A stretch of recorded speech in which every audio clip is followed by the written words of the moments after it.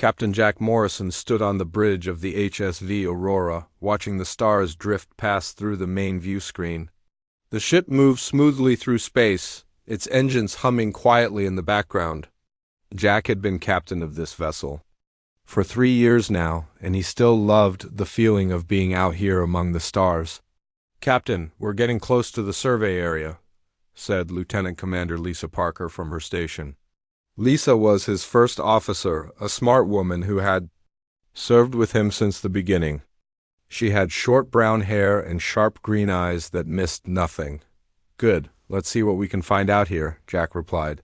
He was a tall man with graying hair at his temples, the kind of face that showed he had seen many things in his 42 years of life. The Aurora was a human exploration ship. Built for long missions far from Earth, it carried a crew of 60 people, all volunteers who wanted to help humanity learn more about the galaxy. The ship was sleek and modern, with blue and white hull plating that gleamed under the light of distant stars. Danny Rodriguez looked up from the engineering console. He was a young man with dark hair and oil-stained hands from working with the ship's systems. "All systems are running smooth, Captain. The new quantum drive is working better than expected." "That's what I like to hear," Jack said with a smile. Danny was one of the best engineers he had ever worked with, the kind of person who could fix anything with spare parts and determination. Dr. Amanda Foster sat at the science station, her fingers dancing over the controls as she scanned the space around them. She was a xenobiologist, someone who studied alien life forms. Amanda had blonde hair pulled back in a neat ponytail and wore the standard blue science uniform. "I'm picking up some interesting readings from the Helix Nebula. There's something out there that doesn't match our databases." "Lieutenant Kevin?" Barnes turned from the tactical station. He was a stocky man with a serious face and careful eyes. Kevin had served in the military before joining the exploration service, and he always kept the ship's defenses ready. "Should I raise shields, Captain?" "Not yet. Let's see what we're dealing with first," Jack said. He had learned to trust his crew's instincts over the years. They had been together through many missions, and they worked well as a team. The Aurora had been exploring the Outer Rim territories for 6 months now. These were the empty spaces beyond the main areas controlled by the Galactic Council, the group of alien species that governed most of the galaxy. Humanity had joined the Council 15 years ago after first contact with the Zephyrians. It had been a difficult time, with many humans unsure about sharing the galaxy with alien species. The Council was made up of several different alien races. The Zephyrians were tall, crystal-like beings who spoke in musical tones. The Collective was a hive mind that shared thoughts among all their members. The Ethereals were beings of pure energy who rarely took physical form. All of these species had been part of the galaxy's civilization for thousands of years. Humans were still the new species, the ones who had to prove themselves worthy of membership. Many of the older council members saw humans as too aggressive and unpredictable. They worried that humanity would cause trouble in the careful balance of power that had kept peace in the galaxy for centuries. "Captain, I'm getting stronger readings now," Amanda said, her voice showing excitement. "It's definitely not natural. The energy signature is unlike anything in our records." Jack moved to stand behind her chair, looking at the data on her screen. The readings showed swirling patterns of energy that seemed to pulse with their own rhythm. "How far away is it?" "About 2 light years from our current position." "It's in the heart of the nebula, where the gas clouds are thickest," Amanda replied. Lisa checked her navigation console. "We could be there in 4 hours if we adjust our course now." Jack thought about their mission orders. They were supposed to map this sector and report back to Council Command about any unusual findings.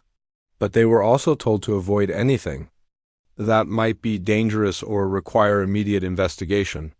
The Council preferred to send specialized teams to handle unknown situations. "Captain, I'm detecting something else," Kevin said from his station. "There are ship fragments scattered around that energy source, old ones by the look of the metal composition." "How old?" Jack asked. Kevin studied his readings carefully. Can't be sure without a closer look, but the decay patterns suggest they've been out there for thousands of years. Maybe longer. Dr. Foster leaned forward in her chair. This could be a major discovery, Captain. If there are ancient ship remains near that energy source, it might be connected to one of the pre-Council civilizations. Jack knew that before the current Council species had built their alliance, there had been other civilizations in the galaxy. Most records from that time were lost or incomplete. The Council members rarely talked about what had come before them, and human researchers had found very little information about the ancient past. What do you think, Lisa? Jack asked his first officer. Lisa studied the data for a moment. It's definitely worth investigating, but we should be careful. If this is something dangerous, we don't want to stumble into it unprepared. Danny looked up from his console. The Aurora can handle most anything we might run into out here, Captain. The shields are strong, and the engines can get us out of trouble fast if we need to leave. Jack weighed his options. Their orders were clear about avoiding unnecessary risks, but they were also supposed to report anything significant they found. This energy source and the ancient ship fragments definitely qualified as significant. All right, we'll take a look, Jack decided. But we go in carefully. Full sensor sweeps, shields ready, and we maintain our distance until we know what we're dealing with. Lisa nodded and began plotting a new course. Estimated arrival in 4 hours, Captain. As the Aurora changed direction toward the heart of the Helix Nebula, Jack felt a familiar excitement building in his chest. This was why he had joined the exploration service, why he had left a comfortable life on Earth to venture into the unknown. Humanity's greatest strength had always been curiosity, the need to see what was beyond the next hill or around the next corner. The hours passed slowly as they traveled deeper into the nebula. The space around them grew more colorful as they entered the gas clouds with brilliant reds and blues swirling past the ship. Amanda ran continuous scans, trying to learn more about the energy source before they arrived. Captain, I'm getting clearer readings now, she reported. The energy source appears to be some kind of rift in space itself. It's creating a distortion in the fabric of space-time. Kevin checked his tactical sensors. I'm counting at least dozen ship fragments in the area. They're from different species, but none of them match any known Council designs. A rift in space? Jack asked. Natural or artificial? I can't tell from this distance, Amanda replied. But the energy patterns are too regular to be completely natural. There's definitely some kind of structure to it. Danny whistled softly. A space rift. That's the kind of thing that could revolutionize travel and communication across the galaxy. Lisa looked concerned. It's also the kind of thing that could be extremely dangerous. We don't know what created it or what might be on the other side, Jack nodded. His crew was right to be cautious, but he could feel the pull of discovery calling. To him, this was the kind of find that could change everything for humanity, the kind of discovery that would prove they belonged among the stars. We'll proceed as planned, he said, but everyone stays alert. We're about to find out what's been waiting for us in the heart of this nebula. The Aurora continued its journey toward the unknown, carrying its crew toward a discovery that would change the fate of the entire galaxy. The Aurora emerged from the colorful gas clouds of the Helix Nebula, and Jack Morrison felt his breath catch in his throat. Before them hung something that defied everything he thought he knew about space.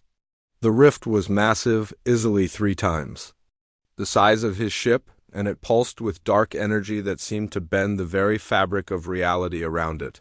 My God, whispered Dr. Amanda Foster from her science station. The readings are off the charts. This thing is creating gravity waves. That shouldn't be possible. Lieutenant Commander Lisa Parker gripped her console tightly. Captain, the space around that rift is distorted. Our navigation computers can't get a proper reading on distance or direction near it.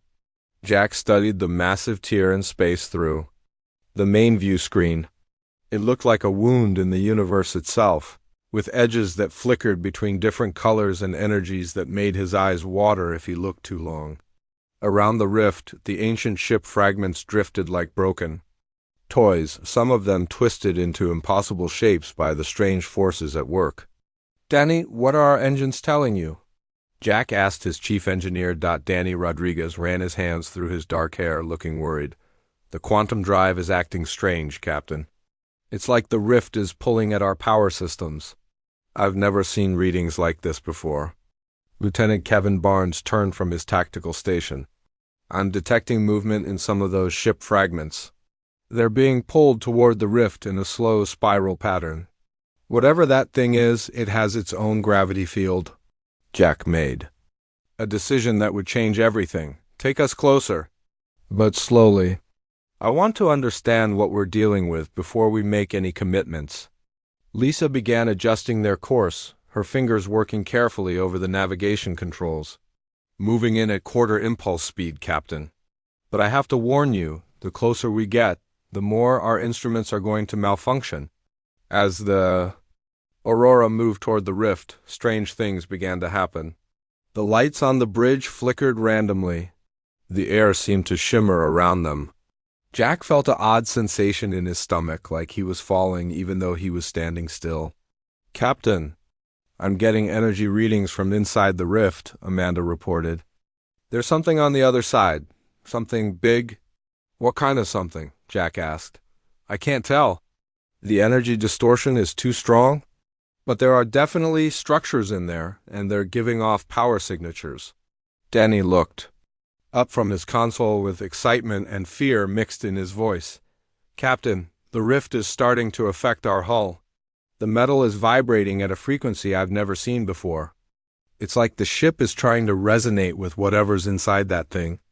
Jack felt the deck plates under his feet humming with strange energy. The Aurora had been his home for 3 years, and he knew every sound and vibration the ship made. This was something completely new. Kevin, are we in any immediate danger? Jack asked. The tactical officer studied his readings carefully. I don't think so, Captain. The rift isn't hostile, at least not in any way I can detect. But it's definitely changing us. Our shields are adapting to the energy patterns somehow. Lisa checked her instruments and looked confused. Captain, our position relative to the rift keeps shifting. It's like space itself is fluid around that thing. Jack made another decision that would echo through history. Take us through. Captain? Lisa turned to stare at him. We don't know what's on the other side. That's exactly why we need to find out, Jack replied. This could be the most important discovery in human history. We can't just turn around and walk away. Danny's voice was steady but concerned. Captain, once we go through, we might not be able to get back. The energy patterns are too unstable to predict. I understand the risks, Jack said. But this is what we signed up for. We're explorers. Sometimes that means taking chances. Amanda looked up from her science station. Captain, I'm detecting what might be communication signals from inside the rift. They're very faint, but they're definitely artificial. Someone's trying to talk to us? Kevin asked. Maybe it's just an automatic beacon of some kind. The signals are in a pattern that suggests intelligence, but I can't decode them. Jack felt his heart racing. The possibility of first contact with an unknown intelligence was exactly the kind of moment that defined careers and changed civilizations. All right, people, we're going in. Everyone stay sharp and be ready for anything. Lisa began the final approach to the rift. As they drew closer, the Aurora started to shake gently, like a boat on calm water. The view screen showed the edges of the rift growing larger until they filled the entire display. Entering the rift now, Lisa announced. The moment they crossed the threshold, everything changed. The familiar hum of the ship's engines became a musical tone that seemed to come from everywhere at once. The lights on the bridge shifted from their normal white to a soft blue glow. Jack felt his consciousness expand in ways he couldn't describe. Where are we? Kevin asked, his voice sounding strange and distant through the view screen. They could see they were in a space that didn't follow normal rules. Instead of the black of space filled with stars, they were surrounded by swirling colors and patterns of light that moved like living things. Structures floated in the distance, massive and elegant, made of materials that seemed to shift between solid and energy. The readings are incredible, Amanda said, her voice filled with wonder. This isn't just another dimension. It's like space and time work completely differently here. Danny stared at his engineering console in amazement. Captain, the ship is changing. The hull is adapting to this environment on its own. Our systems are integrating with whatever technology exists in this place. Are we safe? Jack asked. I think so. In fact, I think we're safer than we've ever been. The ship feels stronger, more alive somehow. Lisa tried to make sense of their navigation readings. Captain, I can't determine our location or direction. The normal rules of physics don't seem to apply here. Suddenly, the communication signals that Amanda had detected earlier became much stronger. The bridge filled with a sound that was part music, part language, and part something else entirely. It was beautiful and alien at the same time. Captain, I'm getting a translation, Amanda reported excitedly. The universal translator is working, but it's having trouble with concepts that don't exist in human language. The voice that came through the speakers was warm and ancient, like the sound of wind through old trees. Welcome, young travelers. We have been waiting for your kind for a very long time. Jack stepped forward, even though he wasn't sure which direction forward was in this strange place. This is Captain Jack Morrison of the human ship Aurora. Who are you? We are what you might call the architects. We built the pathways between the stars long before your species learned to walk upright. We have been watching your people with great interest. Amanda's eyes were wide with amazement. Captain, the energy beings I'm detecting are incredibly advanced. They've existed in this state for thousands of years, maybe longer, the voice continued, filled with sadness and hope. We once had physical forms like yours. We built great cities on countless worlds and traveled between the stars as easily as you travel between rooms. But that was before the Devourers came. Devourers? Jack asked. An enemy that consumes entire galaxies? They destroyed our physical forms and forced us to retreat to this dimension. We have been trapped here ever since, watching as younger species built their civilizations on the ruins of our empire. Kevin's tactical training kicked in. Are they still a threat? They are returning. We have sensed their approach from the darkness between galaxies. The current council species are not prepared for what is coming. They have grown soft with peace and prosperity. Jack felt a chill run down his spine. What does this have to do with us? Your species is different. You have the qualities needed to face the Devourers. You adapt quickly, you are not afraid of conflict, and you have something the other species lack. What's that? Amanda asked. Hope, the belief that any problem can be solved, any enemy can be defeated. The other species have accepted that some things cannot be changed. Humans refuse to accept defeat. The patterns of light around them began to shift and dance more rapidly. Jack could feel the intelligence behind the voice studying them, measuring them somehow. We offer you a choice, Captain Morrison. Return to your dimension with the knowledge of what is coming, or stay and learn the secrets that could save your galaxy. Jack looked at his crew. Lisa nodded slowly. Danny was practically vibrating with excitement. Amanda's scientific curiosity was clearly overwhelming her caution. Kevin looked ready for whatever came next. What kind of secrets? Jack asked. The technology to reshape space and time itself. The knowledge to build weapons that can destroy star systems and shields that can protect entire worlds. The power to make humanity the dominant species in the galaxy. The weight of the decision pressed down on Jack's shoulders. This was the kind of choice that would affect not just his crew, but all of humanity. There's more you need to know, the architect continued. This power will make you enemies. The Council will fear you. War may be inevitable. Jack Morrison, captain of the Aurora, explorer of the unknown, made the decision that would change the fate of the galaxy. Tell us everything. The swirling patterns of light around the Aurora began to move faster, and Jack Morrison felt something change in the air around them. The architect's voice filled the bridge again, but this time it seemed to come from inside his own mind as much as from the speakers. To understand what we offer, you must first understand what you face, the ancient being said. The Devourers are not like any enemy your species has encountered. They do not seek conquest or territory.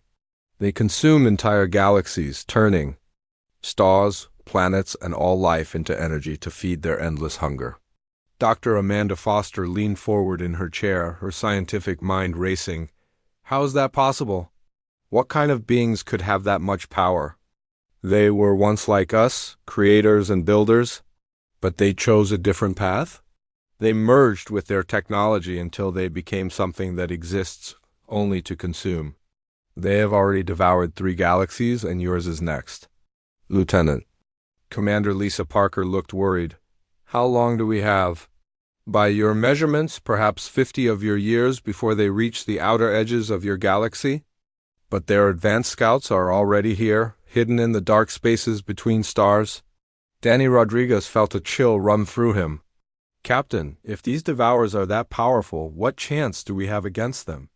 The architect's voice took on a tone of ancient sadness. Alone, none. The council species have grown comfortable with peace. They have forgotten how to fight, how to adapt, how to sacrifice for survival, but your species is different. Jack could feel the weight of history pressing down on him.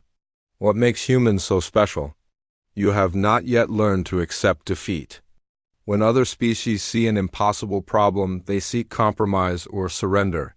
Humans see a challenge to overcome. This quality is rare in the galaxy, and it is exactly what is needed now. The patterns of light around them began to form shapes that looked almost like star charts, showing the movement of vast forces across the galaxy. Jack could see dark shapes moving between the bright points of light, spreading like a disease. We offer you the knowledge and technology to fight the devourers, the architect continued, but you must understand the price. This gift will change humanity forever. You will become the most powerful species in the galaxy, but you will also become the most feared. Amanda's instruments began displaying information that made her gasp. Captain, the data they're showing us includes weapon designs that could destroy entire star systems. These energy patterns suggest technology that could move planets or create artificial suns. Lieutenant Kevin Barnes studied the tactical implications. With this kind of power, we could protect not just Earth, but every inhabited world in the galaxy. Or destroy them, Lisa added quietly. This much power in the wrong hands could be catastrophic. The architect seemed to hear their thoughts. Your concern shows wisdom. We faced the same choice long ago, and we chose to use our technology for defense and exploration. But when the devourers came, we learned that sometimes survival requires the willingness to destroy. Jack felt the responsibility settling on his shoulders like a heavy coat. What exactly are you offering us? Complete access to our technology. And knowledge. The ability to manipulate space and time itself. Weapons that can crack planets and shields that can protect entire solar systems. The secret to creating rifts like this one, allowing instant travel across the galaxy. Danny's eyes grew wide as he processed what this meant. Captain, with technology like that, we could revolutionize space travel. We could explore every corner of the galaxy in years instead of centuries. But the Council will never allow it, Lisa said. They've spent thousands of years maintaining a careful balance of power. If humanity suddenly becomes more advanced, then all of them combined, they'll see us as a threat. The architect's voice grew more urgent. The Council's fear is irrelevant. The devourers will not negotiate or compromise. They will consume every living thing in this galaxy unless someone stops them. Your species may be the only hope. Jack looked at each of his crew members. Amanda was practically vibrating with scientific excitement, but he could see the worry in her eyes. Danny was fascinated by the engineering possibilities, but he understood the dangers. Kevin was thinking about the military applications, both offensive and defensive. Lisa was considering the political consequences. What would happen to us? Jack asked. To my crew, I mean, you would be changed, as your ship is already being changed. Your minds would be expanded to comprehend the technology. Your bodies would be enhanced to survive in environments that would kill normal humans. You would become the bridge between what humanity is and what it must become. Amanda checked her readings and found something that made her heart race. Captain, the ship is already adapting. Our hull is incorporating materials that shouldn't exist according to our physics. Our computers are processing information at speeds that should be impossible. The transformation has begun, the architect explained. Your ship entered our dimension and became part of our reality. Now it exists in both dimensions simultaneously. It can return to your space, but it will carry our technology with it. Danny studied his engineering console with growing amazement. The quantum drive is integrating with systems I don't recognize. It's like the ship is learning to use technologies we haven't invented yet. But what about the rest of humanity? Jack asked. How do we share this knowledge without causing chaos? Carefully. The technology must be introduced gradually, and only to those who can handle it responsibly. Your species will need time to adapt to the changes. Kevin had been thinking about the tactical situation. What about the Council? When they see what we've become, they'll try to stop us. Yes, the architect agreed. They will fear you, just as they feared us long ago. But fear can be overcome. The real question is whether humanity has the wisdom to use this power properly. Jack felt the weight of the decision pressing down on him. This wasn't just about his crew or his ship. This was about the future of the human race, and possibly the survival of the entire galaxy. There's something else you should know, the architect continued. We are not the only consciousness in this dimension. There are others who disagree with our choice to help you. They believe that humanity is too young, too aggressive to be trusted with such power. What do they think should happen? Amanda asked. They believe the galaxy should be allowed to face its fate without interference. That if the Devourers consume everything, it is simply the natural order of things. Lisa looked disturbed. You're divided on this decision? We are. But those of us who chose to contact you believe that life and consciousness are worth preserving, even if it means taking risks. We have watched your species for decades, and we believe you have the potential to succeed where we failed. The patterns of light around them began to shift again, and Jack could feel something changing in the ship itself. The Aurora was becoming something new, something that existed partially in both dimensions. The choice must be made now, the architect said. Accept our gift and the responsibility that comes with it, or return to your dimension unchanged and face the Devourers with the weapons you have. Jack looked at his crew one more time. He could see the answer in their eyes. They were explorers. All of them. They had come out here to discover new things, to push the boundaries of human knowledge and capability. This was the ultimate discovery, the ultimate challenge. We accept, Jack said firmly, but we do it together. My crew and I, we're a team. Whatever happens to one of us happens to all of us. It is done, the architect replied, and Jack felt a rush of energy flow through him like electricity. The bridge filled with brilliant light as information flooded into their minds. Jack felt his consciousness expanding, touching knowledge that spanned millions of years. He could see the patterns of space and time, understand the fundamental forces that held the galaxy together. Amanda gasped as she suddenly understood physics concepts that had been theoretical moments before. Danny felt his engineering knowledge grow to encompass technologies that could reshape matter itself. Kevin's tactical training expanded to include strategies for fighting enemies that existed on galactic scales. Lisa's navigation skills now included the ability to plot courses through dimensions. It is finished, the architect said. You are no longer simply human. You are the bridge between what was and what must be. The future of the galaxy now rests in your hands. Jack Morrison, captain of the Aurora, looked at his transformed crew and felt the weight of an entire galaxy's survival settling on his shoulders. They were no longer just explorers. They were humanity's champions in a war that hadn't even begun yet. Then we'd better get started, he said. The Aurora emerged from the rift into normal space, but it was no longer the same ship that had entered. The hull rippled and shifted like living metal, adapting to the environment around it. Where once there had been standard human technology, Now, there were systems that seemed to grow and change on their own. Captain Jack Morrison felt the change in himself, too. His mind could process information at speeds that would have been impossible before. He could see energy patterns in space that had been invisible to him just hours earlier. The knowledge the architects had given him was vast and sometimes overwhelming. Status report, Jack said, his voice carrying new authority. Lieutenant Commander Lisa Parker checked her instruments, though the readings were unlike anything she had seen before.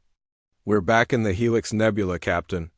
But our sensors are picking up details about space that I never knew existed. I can see the quantum structure of the nebula itself. Dr. Amanda Foster was studying her science console with fascination and concern. Captain, the ship's computer systems have expanded beyond anything we built.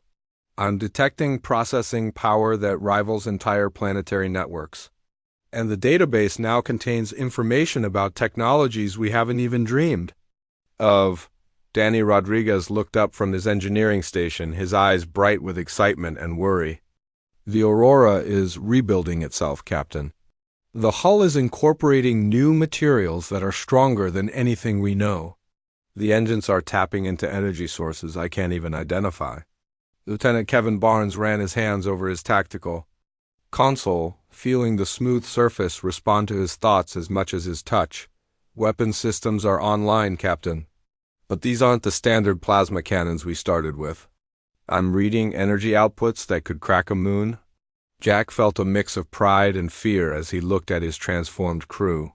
They were still the same people he had worked with for 3 years, but they were also something new. Something more than human, but not quite alien either. Set course for Harmony Prime, Jack ordered. It's time to report to the Council. The Aurora's journey to the Council station took only 6 hours, a trip that should have taken 3 days. The ship moved through space in ways that defied normal physics, bending the fabric of space-time around it. Jack watched the stars shift and dance outside the viewscreen, knowing that they were traveling faster than light in ways that the Council scientists would find impossible. As they approached Harmony Prime, Jack could see the massive station, hanging in space like a small moon. It was built from the combined technologies of all the Council species, a symbol of their unity and cooperation. Ships from dozens of different worlds moved around it in careful patterns, following traffic control regulations that had been in place for centuries. Captain, we're being hailed by Station Control, Lisa reported. They're requesting our identification and purpose. Open a channel, Jack said. He straightened his uniform, knowing that what he said next would change everything. The view screen flickered to life, showing the face of a Zephyrian traffic controller. The crystal-like being's features shifted through different colors as it spoke in its musical language. Aurora, you are early for your scheduled report. Please state your current mission status. This is Captain Morrison. We need to speak with the full Council immediately. We have urgent information about a threat to the galaxy. Zephyrian's colors shifted to patterns that Jack now understood indicated confusion and concern. Captain, you were ordered to avoid unnecessary contact with unknown phenomena. Your ship's energy signature is highly unusual. Please prepare to be boarded for inspection. Jack felt the weight of the decision he was about to make. I'm afraid that won't be possible. We need to dock at the main station immediately. Captain Morrison, you will comply with standard security procedures or be denied docking privileges. Danny looked up from his console. Captain, they're trying to scan US with their inspection beams. But our hull is deflecting them automatically. They can't get any readings on our internal systems. The traffic controller's colors shifted to alarm patterns. Aurora, your ship is not responding to our scanning protocols. This is a violation of Council security regulations. Tell them we're coming in anyway, Jack said, and prepare for a potentially hostile reception. The Aurora moved toward the station despite the traffic controller's protests. As they drew closer, Jack could see Council security ships moving to intercept them. The sleek vessels were armed with the most advanced weapons the Council had, but Jack knew they would be useless against the Aurora's new defenses. Captain, 3 Council patrol ships are moving to block our approach. Kevin reported. They're charging their weapons. Are they a threat to us? Jack asked. Kevin studied his readings and shook his head. No, Captain, their energy weapons can't penetrate our hull. In fact, I'm not sure anything they have could damage us now. The lead patrol ship opened communications. The screen showed a stern-faced member of the collective, its multiple eyes, focused on Jack with obvious suspicion. Human vessel Aurora, you will stop immediately and submit to inspection. Any further movement toward the station will be considered an act of aggression. Jack felt the new knowledge in his mind, calculating dozens of different responses. He could disable all 3 ships without harming their crews. He could simply ignore them and continue to the station. Or he could try to negotiate, though he suspected that would be pointless. This is Captain Morrison. We have critical information for the Council. We're not here to cause trouble, but we will reach the station with or without your permission. The collective representative's multiple eyes narrowed. You will comply with our orders or face the consequences. I'm sorry, but I can't do that, Jack replied. Aurora out. The patrol ships opened fire, their energy beams striking the Aurora's hull with enough force to destroy a normal ship. But the advanced hull absorbed the energy and converted it into power for the ship's systems. The Aurora didn't even slow down. My God, whispered one of the patrol ship captains over the open channel. What have they done to their ship? The Aurora docked at Harmony Prime without further interference.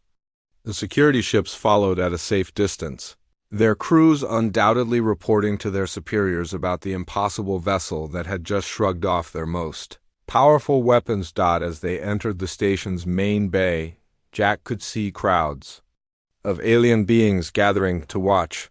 Word had spread quickly about the human ship that had returned from the Outer Rim with impossible technology. Captain, we're being met by a full Council security detail, Lisa reported, and I'm detecting some very powerful individuals approaching. I think the Council members themselves are coming to see us.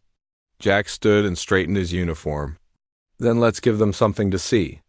The airlock opened and Jack stepped onto the station with his crew behind him. The dock was filled with security officers from all the Council species, their weapons trained on the humans. But Jack could see uncertainty in their faces. They knew something had changed, but they didn't understand what. 3 figures approached from the crowd. Jack recognized them immediately from his diplomatic briefings. Crystalline's Song of Stars, the Zephyrian ambassador, her crystal body shifting through worried colors. Node Prime 7, a tall member of the collective with multiple arms and eyes that seemed to see everything at once. And Luminous Thought Eternal, an ethereal being that existed as pure energy contained in a humanoid form. Captain Morrison, Crystalline's Song of Stars spoke in her musical voice. Your ship has been altered by unknown forces. The Council demands an explanation. Jack felt the weight of the moment. Everything that happened next would determine not just the fate of his crew, but the future of humanity and possibly the entire galaxy. Honored representatives, Jack began, his voice carrying the authority of his new knowledge. We have discovered a threat to the galaxy that requires immediate action. We've also found the means to fight it, but that means has changed us. Node Prime 7 stepped forward, its multiple eyes scanning Jack and his crew. Your biological signatures are different. You are no longer fully human. What have you done to yourselves? We've become what we needed to become, Jack replied. The galaxy faces an enemy called the Devourers, beings that consume entire galaxies. They're coming, and the Council's current defenses won't be enough to stop them. Luminous Thought Eternal's energy form flickered with what Jack recognized as disbelief. You speak of ancient myths, Captain. The Devourers are legends, stories told to frighten children. They're real, Amanda said, stepping forward. And they're already here. Their advanced scouts are hidden in the dark spaces between stars, preparing for the main force. The 3 Council members exchanged glances. Jack could see doubt and fear in their expressions, but also something else, suspicion. Even if what you say is true, Crystalline's Song of Stars said, what gives you the right to seek out forbidden technologies? The Council has laws against such actions. The right of survival, Jack replied. The right to protect innocent life from an enemy that would consume everything we've built. Node Prime 7's eyes narrowed. You have made contact with entities that predate the Council. You have accepted their gifts without permission. This is a violation of our most sacred laws. The tension in the docking bay was thick enough to cut with a knife. Captain Jack Morrison stood facing the three Council representatives, knowing that his next words would determine the fate of humanity and possibly the entire galaxy. Behind him, his enhanced crew waited, their new abilities humming just beneath the surface. Captain Morrison, Node Prime 7 said, its multiple eyes fixed on him with cold authority. You will surrender the alien technology immediately, or you will be considered an enemy of the Council. Jack felt the weight of the decision pressing down on him. The knowledge the architects had given him showed him possible futures, and most of them ended in conflict. But some showed hope, if he could find the right path. I understand your fear, Jack said calmly, but you're making a mistake. The real enemy isn't standing in front of you. The real enemy is already here. Dr. Amanda Foster stepped forward, her enhanced senses detecting something that made her blood run cold. Captain, I'm picking up energy signatures in the outer system. Something's coming through hyperspace. Crystallines of stars shifted her crystal body to colors that showed irritation. Do not try to distract us with false threats, human. Your ship will be impounded and studied. Suddenly, alarms began blaring throughout Harmony Prime. The lights flickered as the station's defensive systems activated. Over the communication system, a panicked voice announced, "All ships to battle." Stations. Unknown vessels have appeared at the edge of the system. They are not responding to hails. Lieutenant Kevin Barnes checked his enhanced tactical senses and felt his heart sink. Captain, it's them, the Devourers, 3 scout ships, but they're massive. Each one is the size of a small moon. Through the station's viewports, they could see dark shapes moving against the stars. The Devourer ships were black as space itself, seeming to absorb light rather than reflect it. They moved with purpose toward the inner system, ignoring the Council patrol ships that raced to intercept them. Impossible, whispered Luminous Thought Eternal. The Devourers are myths. They cannot be real.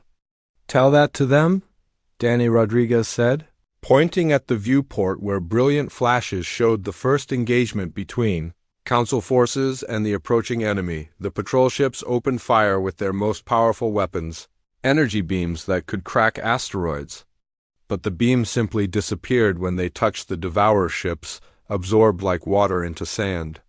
The enemy vessels didn't even slow down. The Council fleet doesn't stand a chance, Jack said grimly. Those ships are designed to consume energy and matter. Conventional weapons only make them stronger. Node Prime 7's multiple eyes showed confusion and fear. If what you say is true, how do we fight them? With the technology we brought back, Amanda replied. The architects gave us weapons specifically designed to fight the Devourers, but we need your help. Crystalline Song of Stars was still processing what she was seeing. The outer patrol ships have gone silent. How is that possible? Lieutenant, Commander Lisa Parker accessed the station's sensors with her enhanced abilities. They're not just destroying the ships. They're consuming them completely. Matter, energy, even the quantum signatures are being absorbed. The 3 Council representatives looked at each other with growing alarm. Everything they had believed about the galaxy's safety was crumbling before their eyes. What do you need? Luminous Thought Eternal asked, its energy form flickering with urgency. Time and trust, Jack replied. Let us get back to our ship and show you what human determination can accomplish. The Council representatives stepped aside, and Jack led his crew back to the Aurora. As they crossed the docking bay, he could see fear in the eyes of the alien security officers. The mighty Council fleet was being destroyed by an enemy they had thought was legend. Once aboard the Aurora, Jack took his place on the bridge and felt the ship respond to his thoughts. The vessel was no longer just a tool to be operated, but an extension of his will and his crew's abilities. Denny, can we modify the station's shields? Jack asked, Danny's fingers danced over his console, his enhanced mind working with the ship's advanced systems. Already on it, Captain. I'm uploading Architect Shield technology to their defensive grid. It should protect the station from the Devourer's consumption beams. Kevin, what's our tactical situation? Kevin studied the approaching enemy with senses that could analyze their weaknesses. 3 scout ships, Captain. They're powerful, but they're also predictable. The Architect's knowledge shows me their patterns, their vulnerabilities. Amanda looked up from her science station. Captain, I'm detecting something else. The Devourer.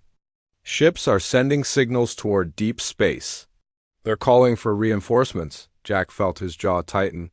How long do we have? Based on the signal patterns, maybe 6 hours before the main fleet arrives. If we don't stop these scouts, they'll report back with detailed information about our defenses.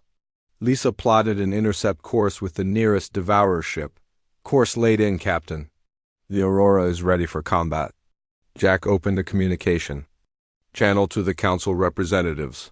This is Captain Morrison. We're going to engage the enemy. I suggest you evacuate all non-essential personnel from the outer sections of the station. Node Prime 7's voice came through the speakers. Captain, our most powerful ships couldn't damage them. How can one vessel succeed where our fleet failed? Because we're not fighting them with conventional weapons, Jack replied. We're fighting them with weapons designed specifically for this enemy. Watch and learn. The Aurora undocked from Harmony Prime and accelerated toward the first Devourer ship.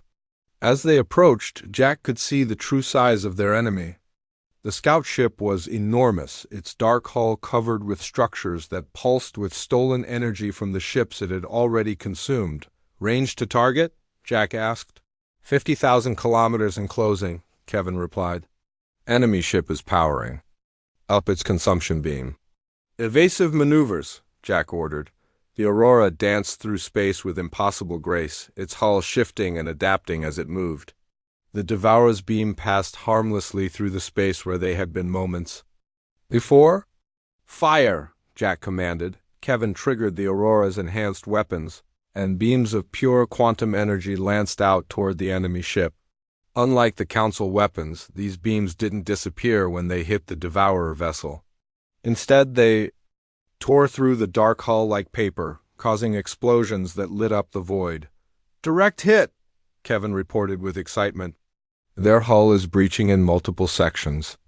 The Devourer ship tried to turn toward them, but it was already dying.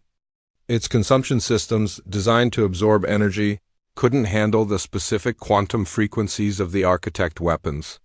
Internal explosions rippled through its structure until the entire vessel broke apart in a brilliant flash. 1 down. 2 to go, Jack said grimly. The remaining Devourer ships changed course to attack the Aurora directly, recognizing it as a genuine threat. They moved faster than anything that large should have been able to move, but the Aurora was faster. For the next hour, a deadly dance played out in the space around Harmony Prime. The Aurora used its enhanced speed and maneuverability to stay ahead of the Devourer's weapons while striking back with precision attacks. One by one, the massive enemy ships fell to the Architect technology. When the last Devourer ship exploded, the space around the station fell silent except for the hum of the Aurora's engines. Jack looked at his crew and felt a surge of pride. They had done what the entire Council fleet couldn't do. Captain, Amanda reported, I'm detecting cheers from the station. The entire population is watching us. Jack opened a channel to the Council representatives. This is Captain Morrison. The immediate threat has been eliminated, but this was just the beginning. The main Devourer fleet will arrive in a few hours. Captain, Crystalline Song of Stars said, her voice filled with new respect. What do you need from us? I need to get to Earth immediately, Jack replied. Humanity needs to know what's coming, and we need to start preparing our people for what they'll have to become. And the Council? Node Prime 7 asked. The Council can join us in defending the galaxy, or it can step aside. But either way, humanity will stand between the Devourers and every living thing in this galaxy. Jack set course for Earth, knowing That when he arrived, he would have to convince his own species to accept the same transformation he and his crew had undergone. It wouldn't be easy, but it was necessary. As the Aurora entered hyperspace, Jack thought about the architect's words. They had chosen humanity not just for their fighting ability, but for their capacity to unite others against a common threat. The real test wasn't destroying a few scout ships. The real test would be bringing together all the species of the galaxy to fight as one. "Lisa, plot a course for the Sol system," Jack ordered. "It's time to go home." Behind them, Harmony Prime began broadcasting messages to every council world, spreading the news that the legends were real and that humanity had become something new. The galaxy would never be the same. Jack Morrison, no longer just a human captain but something more, looked out at the stars and made a promise to every living thing in the galaxy. The Devourers had consumed 3 galaxies, but they would not consume this one. Not while humanity still drew breath. The war for the galaxy was about to begin, and humanity would lead the charge.